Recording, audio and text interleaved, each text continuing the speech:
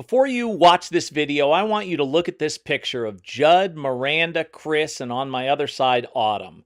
Because if this video works, that means you're going to be able to hire and, much more importantly, keep a team like this in your company. This picture right here is after I'd been fortunate enough to win my second Supervisor of the Year award, and the reason why they're all in it is because I absolutely could not have won the award without them. Welcome back to the Four Chains, and I would like to say right off the bat that yes, I am wearing the Seattle Domino's cap today, and there's a reason for that because I'm going to address the Patrick Claffey and Greg Keller, who were my bosses when I worked in Seattle. I'm going to address their leadership in a very relevant way to the topic. I'm not saying you don't have a staffing problem. Everybody does, it seems like. But your staffing problem, I'm going to try to convince you, pales in comparison to your retention problem. When this video is over, I want you to look at your turnover rates and do some reflection and think about the things that I had to say. But we're going to give you what you want right off the bat, and that's going to be staffing.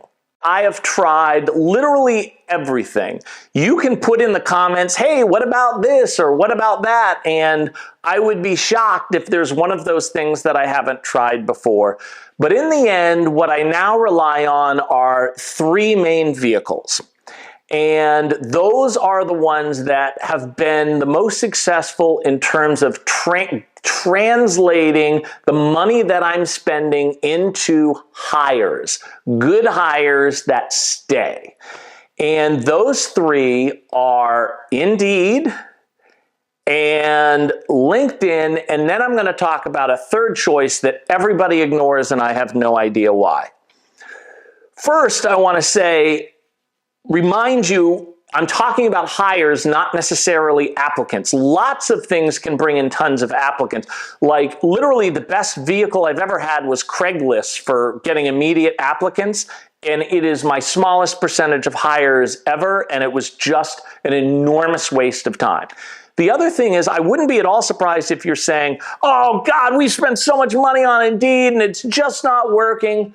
Well, there's a right way and a wrong way to do Indeed. So I'm going to talk about 5 principles that really are important to pay attention to when doing Indeed ads. I'm going to put them all up at the same time right now. Okay. Number 1, if the glove don't fit, you must acquit. People have short attention spans. You want a short ad. There are things people are looking for. What the job is, how much it pays, what are the hours that you have to work. Stick to that. All the other stuff you might be saying, well, it's very important that our new employees know this and this and this and this. Okay, great. You have plenty of time to tell them that. You tell them that when you interview them. You tell them that when you do new employee orientation.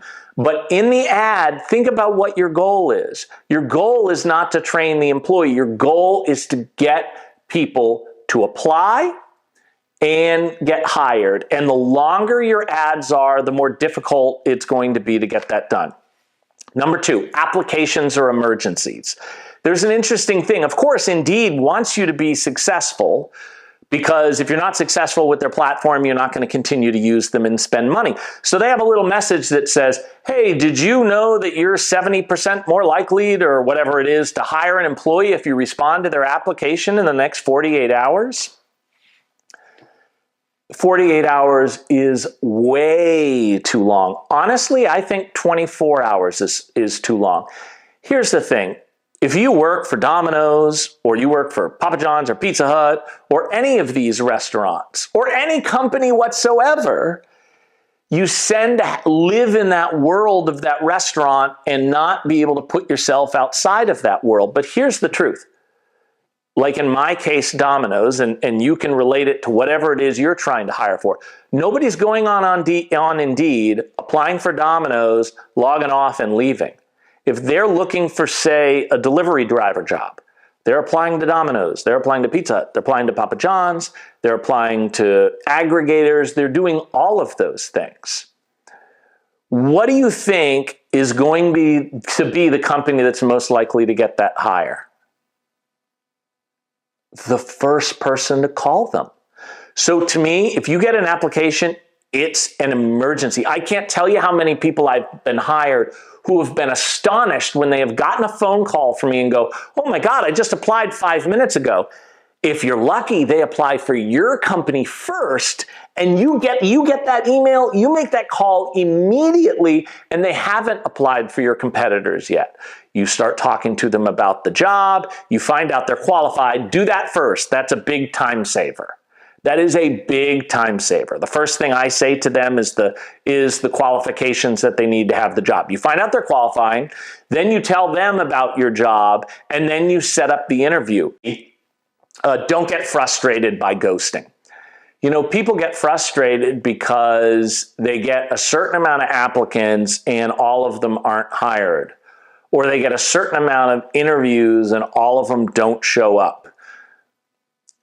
I want you to do everything you can to increase that percentage, but it just happens. Keep in mind, a certain amount of those people are on unemployment and they need whatever it is in your district, you know, a couple of applications a week to be able to qualify for unemployment. Only a certain percentage of people are going to call you back. If you get 10 applicants and you hire 2 of them, that's fantastic. So you've got 2 new employees.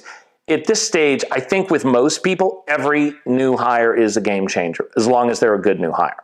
Okay, number D, interviews or emergencies. When I do a lot of consulting work, when I'm an employee of a specific franchise, I get a lot of other people calling me, and of course idea sharing and stuff. And one of the things they like to do is have a specific day of the week. Tuesday is the day for the manager interviewing. I think that's a terrible idea. You should have, if you want to have scheduled times that maybe the office is running the calling Indeed or whatever, and LinkedIn and stuff, and the office is setting up the interviews, then you should be 5 days a week from 2 o'clock to 4 o'clock or something like that.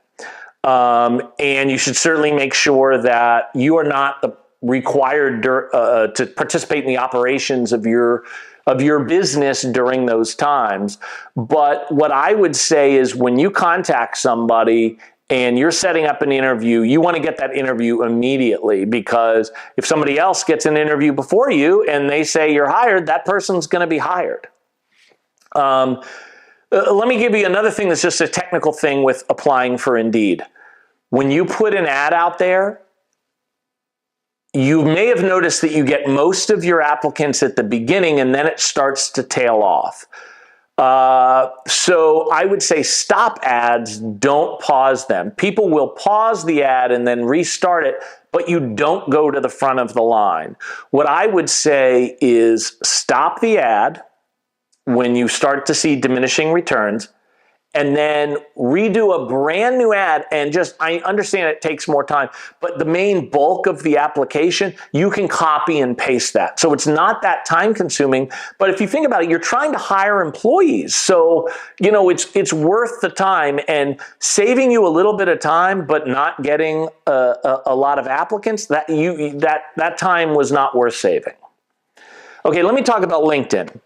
Everything I just said for Indeed is also true of LinkedIn, but I would say with LinkedIn, it's better for higher level employees, people who are looking for jobs that are not frontline jobs, that are, general manager of above. I would always use LinkedIn. There's lots of creative ways to put the job out there that entices people to get in on that opportunity, that growth opportunity.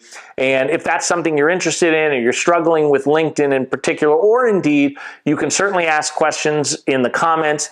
Ask any of our subscribers. We are incredibly responsive in terms of people, asking questions in the ads. Okay, here's the third thing.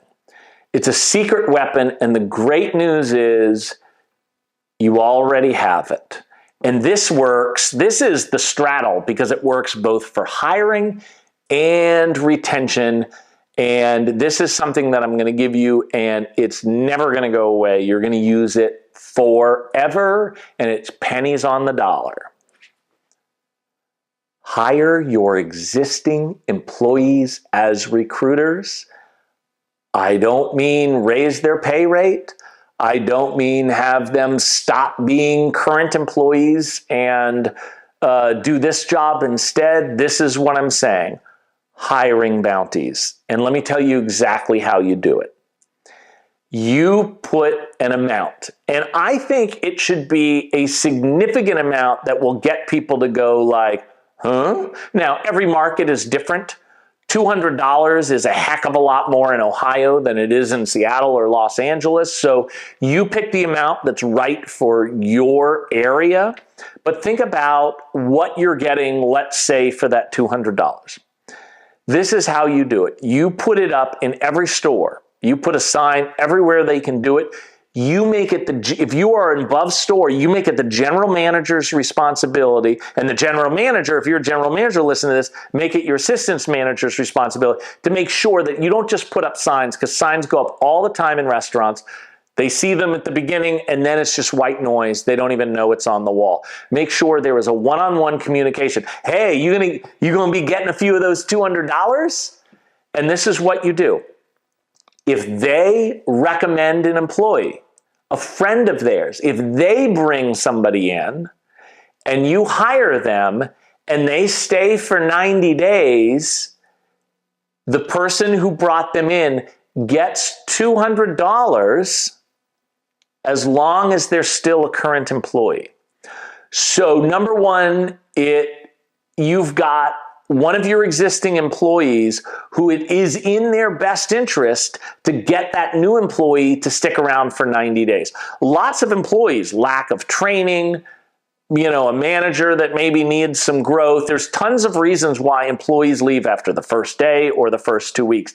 But you now have somebody who's playing the role of, hey, stick it out once you get to know it and you get to understand or whatever. This job is really, really great. So they're selling the job. You have an internal person selling the job, but also it incentivizes that existing employee to stay.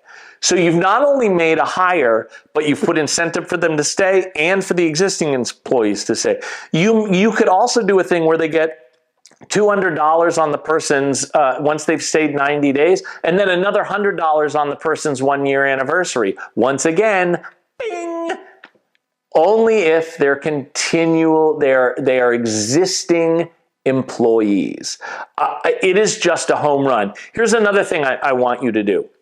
When you bring the money by, don't just add it to their paycheck. Cut a separate check and send an above store, or if you don't have that, a general manager, or if you're an owner-operator, maybe you do it yourself. You take a picture of you handing the check and shaking the person's hand, and you put that picture up on the wall.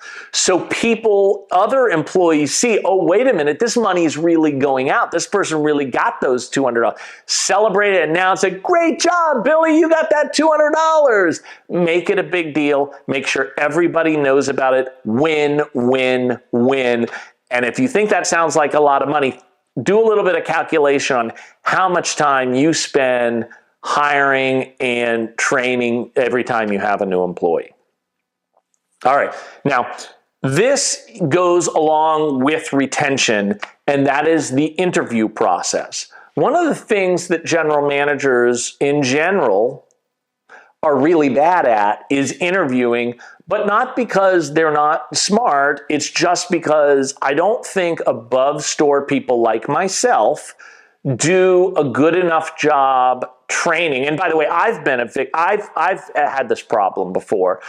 Don't do enough time training their employees on how to interview. So I wanna quickly, talk about some aspects of the interview process. Number one, don't hire anyone who is a single minute late.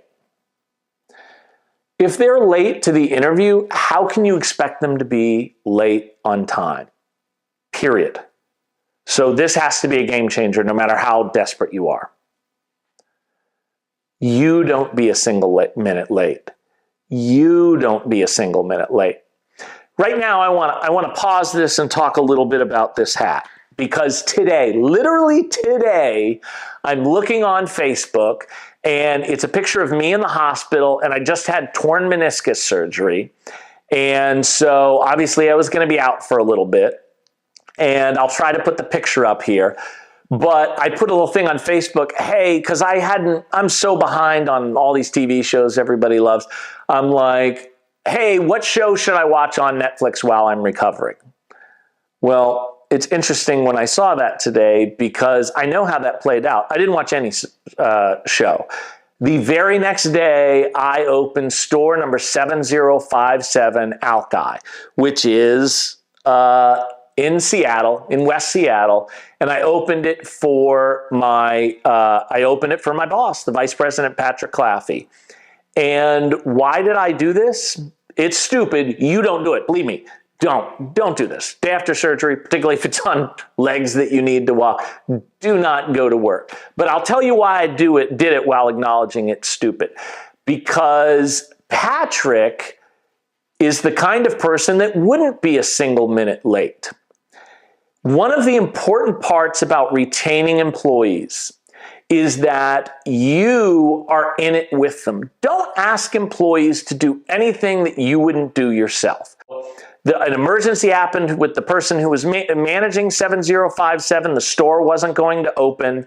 I got on my crutches and I went down there and I opened the store. Now, I should also say, one of the reasons I do that kind of thing for Patrick is that when Patrick found out that I was at the store, he immediately went about heading to the store to get me the hell out of that store and was mad at me for going there. This is the kind of leader that people run through walls for. And so Patrick, we're big tough men, so I'm not going to say I love you, but I appreciate you, and I hope everybody who works for you appreciates you. And I'm only getting emotional because I had an employee that I brought with me. I brought over there afterwards, who was looking for a job, and she had a serious situation, and they went above and beyond to help this employee. And I just really, really appreciated them doing that. So I'm thinking a lot about Greg, who played a big role in that, and Patrick right now. So sorry about the emotion. I'm not secure enough in my masculinity to keep this in the videos. It'll probably be gone. So let's move on. Okay. And I'm back. Don't delegate the interview process. It is a priority.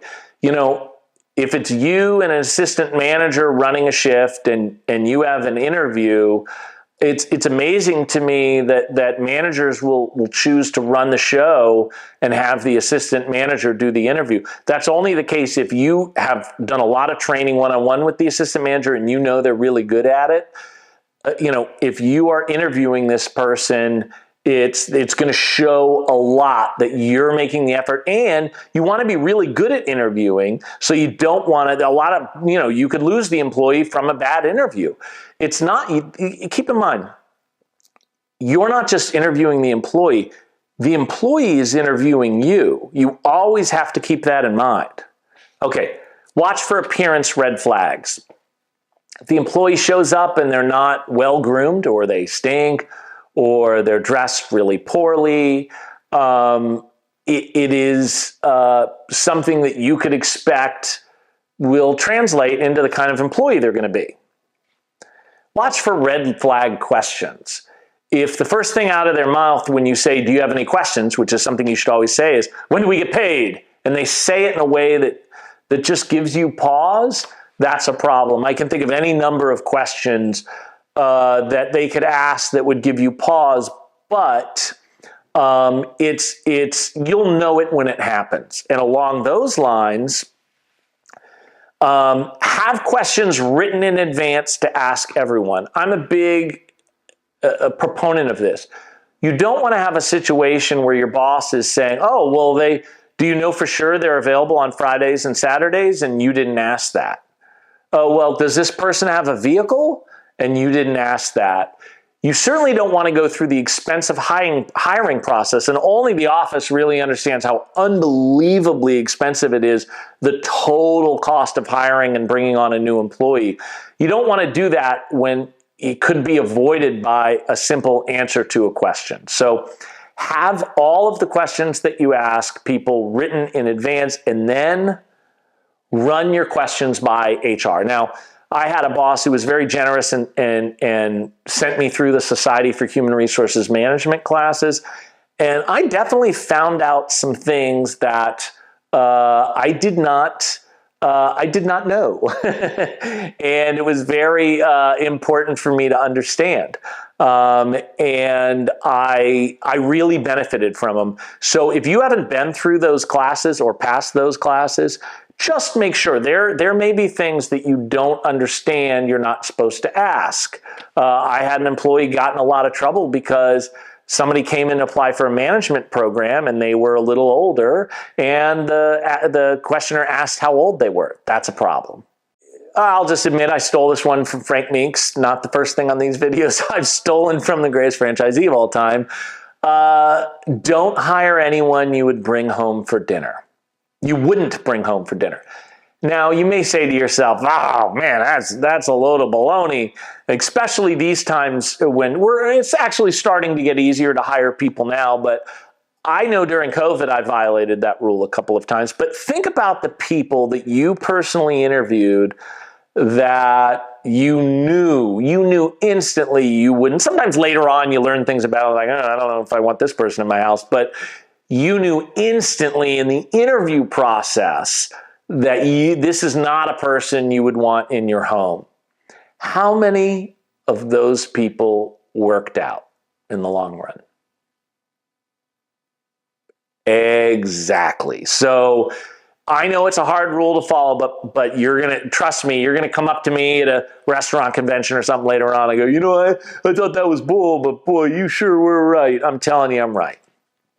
Okay, let's talk about retention. Congratulations. If you're watching this, that means you're hiring. That means you're the boss. Nobody cares anymore. They just don't. I'm not saying that's good, that's bad. I'm not saying that I don't care. I care very much who my boss is. But these days, there's no longer a certain amount of respect for the boss that just happens. So I'm going to put a series of pictures, and I'm going to explain to you why these pictures are important to building and retaining the winning team. Team Riverfront is a great example of a winning team. You see the manager, John Boy, there. You might recognize my wife in the background. They thought they were guaranteed to get a record week, but on Sunday it was sunny and warm and dead, but instead of complaining, they grabbed a bunch of menus and headed to every single hotel in the area and got that record week. What you see in this picture is one of my managers who had won a Rolex watch and Manager of the Quarter. I was fortunate enough to win a couple of awards that meeting too, but I wanted to make sure I took a picture with the person and with people that got me there. You know how I always say there's no such thing as just a pizza maker or just a delivery driver?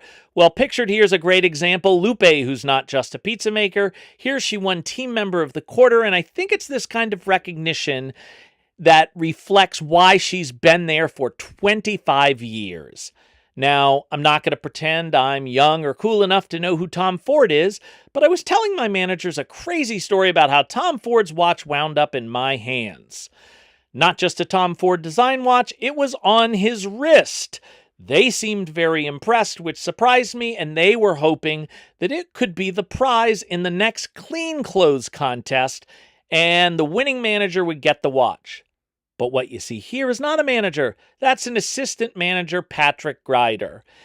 The reason why he's getting the watch is because this manager, who you see not surprisingly, Autumn Ortiz, she won Manager of the Quarter for the whole franchise, she decided he worked the hardest and he was the one deserved the watch. I'll try to talk a little bit better now. Here's a picture of her when she won Team Player of the Year.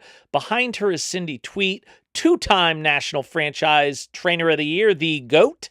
And there's myself who won the lottery by getting this kind of support and turned it into Supervisor of the Year that year and, fortunately, the following year. It's important to celebrate the wins, but never do it alone. You didn't win them alone. Number one, follow your own rules. Maybe in the 50s and the 60s and the 70s and the 80s and maybe even in the 90s, just ascending to the position of boss was enough. It's not anymore. If you require people to show up every single day on time, then you need to show up every single day on time. If you require people to keep the lines when they shave clean, you need to keep the lines when you shave clean.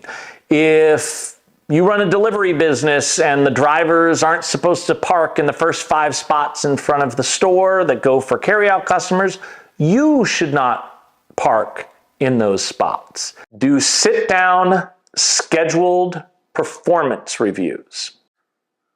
People need to know in a non-reactionary way how they're doing. I don't have time to go over, I could do an entire video just on how to do performance reviews, and I just may do that. I think it's very, very important. I certainly think there's important things like getting their input. I think that a spoonful of sugar helps the medicine go down. I always tell this when I'm doing training seminars that, the first, you need to find something complimentary to say of them right off the bat. And in every single class, somebody says, well, what if there is nothing complimentary to say? That's the person who asked the question, that's their problem. If you let a person get all the way to the performance review and you haven't given them day-to-day constructive feedback to improve those things, if you haven't worked them to the point where there's nothing positive to say for them, how did that person even make it to the performance review? Almost always it's lack of feedback and communication on the bosses. But the reason why I say regularly scheduled performance reviews is it shouldn't be reactionary. Oh, God, we got killed last week. Sales are terrible. Labor's way up. Everybody's coming into my office on Saturday, and we're going to talk about how you're doing. That's not what it is. Scheduled, regular, sit down, face-to-face, respectful, looking them in the eye, performance reviews. You can say in the comment if you want me to expedite making a video just about that. Solicit ideas, not just in the performance reviews, but period. These are the people working in the store. Their ideas are relevant. Now, you may have stores where people have gotten all these bad habits and their ideas aren't going to be good. It doesn't matter. Even if the idea is not good, you can say, hey, I really appreciate that input, and then respond in a respectful way. I can't actually do that, and here's the reason why, but boy, thank you so much for your input. But think about this. Let's say you get 20 ideas that you've solicited from employees, and only one of them is like, oh, yeah, way to go. It was worth it because you just improved your operations. You had to sit through 19 bad ideas. Who cares? Get over yourself. People talk about record weeks and stuff. I think that had more to do with my success than anything else. And I think the main reason why I didn't have that turnover was because I solicited everybody's ideas. We had a team meeting we had team meeting every 4 weeks for 12 weeks. By Christmas, we didn't need to do that. But it was a big idea. It involved people, but it also got people to really love working. I'm known as the worst person to ever win Manager of the Year. And the reasoning is because 6 of my drivers wound up becoming general managers later on. And one of them was National Manager of the Year. What's up, David Grizzard? He's a franchisee of his own now. But so basically the thinking is I had murderer's row of employees and I couldn't help but win. Well, I don't know. Are they in a different atmosphere for a different GM? Are all of them getting so excited about what we're doing? Are they all becoming general managers? I don't know. Maybe I was the worst manager of the year ever, but maybe not. Best place to solicit ideas is what I just talked about, team meetings. I had them every 4 weeks. I had donuts. I had coffee. It involves people in the success. Don't be a one-man gang. I had this huge advantage. I wasn't the best manager. Nobody wanted anything more that year than to win National Manager of the Year, to win Manager of the Year every period, to win Manager of the Year for Team Washington. Nobody wanted those things more than me. But I was smart enough to look in the mirror and know that I wasn't the best manager in my own company. I wasn't the best manager in my region. I was probably the third best manager in my region. I wasn't one of the 5 best managers just in my limited franchise. I knew the only way I could do it is my team would be better. And like I say, they were. Enforce a set punctuality policy for your employees. Now, you may say to yourself, why is this under retention? If you have this strict policy, my employees are late all the time and you're going to get rid of employees. Like, what? No, it's not going to work that way. Why? I'm going to put a Colin Powell quote up here. Colin Powell, it's a Chappelle Show reference. Never mind, I obviously can't put that clip on here. But, it's an important thing. The best way to lose a good or great employee is to tolerate a bad employee. Set punctuality policy. Why? One of the things that's killing restaurants these days is labor. Why? They have to schedule defensively. Everybody's in right at the beginning of the lunch shift. Oh, the entire staff is there right at the dinner shift. Why? Well, what happens if somebody's late or is a no-show? Then we're hammered and we can't give good service. Well, that doesn't happen if there's repercussions for showing up late. Take that short-term hit. Like I say, the last 2 fiscal periods in 1994 had the highest turnover in the entire company. Take that short-term hit. I had to work 100 hours a week for 8 weeks, but it paid off the following year when I had a group of employees that understood they could never be late. Raise the opportunity ceiling. People want to know that there's a future here, right? Even if you're one thing I don't ever tolerate is an employee of mine. Hey, what do you do here? I haven't seen you around. Oh, I'm just a driver. Never. There's no such thing as just a driver. I wasn't just a driver. If your manager's good, you are not just a driver.